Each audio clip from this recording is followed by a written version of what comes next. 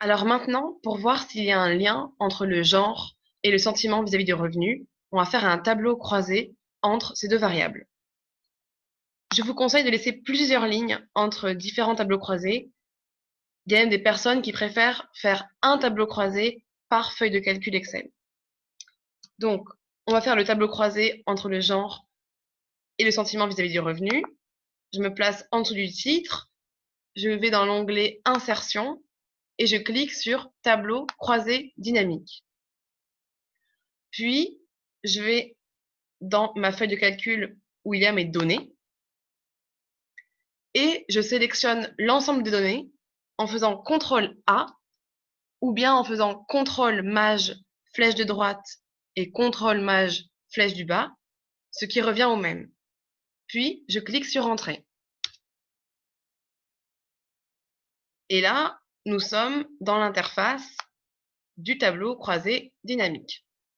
Donc, la première chose à faire, c'est de mettre les identifiants dans la case Valeurs et de s'assurer qu'ils sont en nombre, ce qui n'est pas le cas ici. Donc, je clique sur Paramètres des champs de valeurs et je sélectionne Nombre.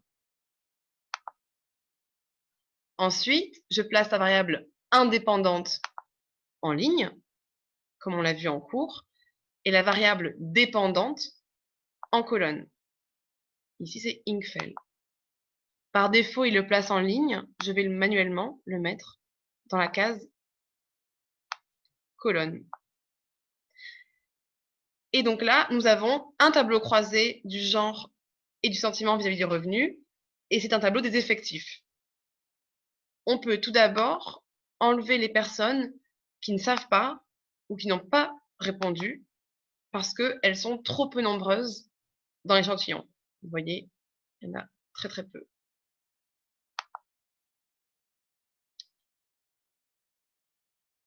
Donc là, si on fait une lecture du chiffre, par exemple 537, ça veut dire qu'il y a 537 personnes qui ont répondu à l'enquête, qui sont des femmes et qui ont déclaré qu'elles s'en sortaient avec leur revenu actuel.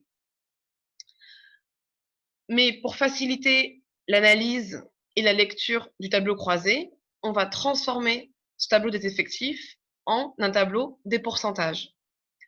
Vous vous souvenez, je vous avais dit que quand on respecte la convention de mettre en ligne les variables indépendantes, on s'intéresse plutôt au pourcentage en ligne. Donc là, on va faire clic droit, afficher les valeurs, pourcentage du total de la ligne. Et maintenant, on a un tableau croisé des pourcentages.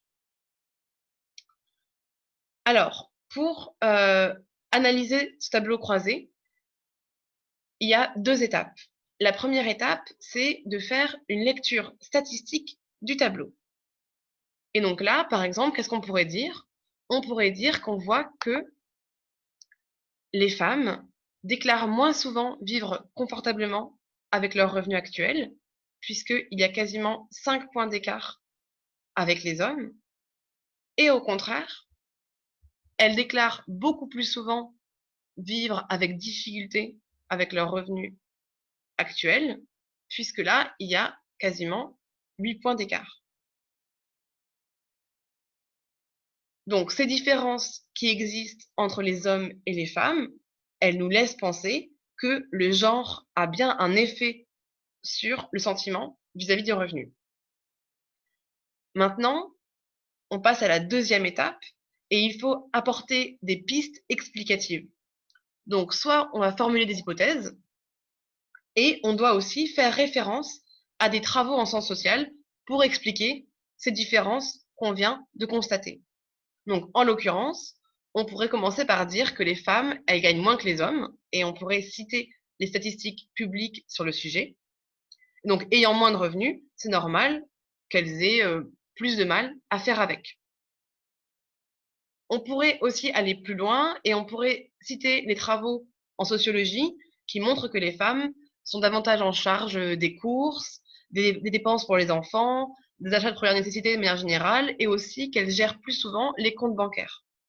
Donc, cela peut expliquer qu'elles ressentent plus fortement et plus concrètement, en fait, d'éventuels contrainte budgétaire.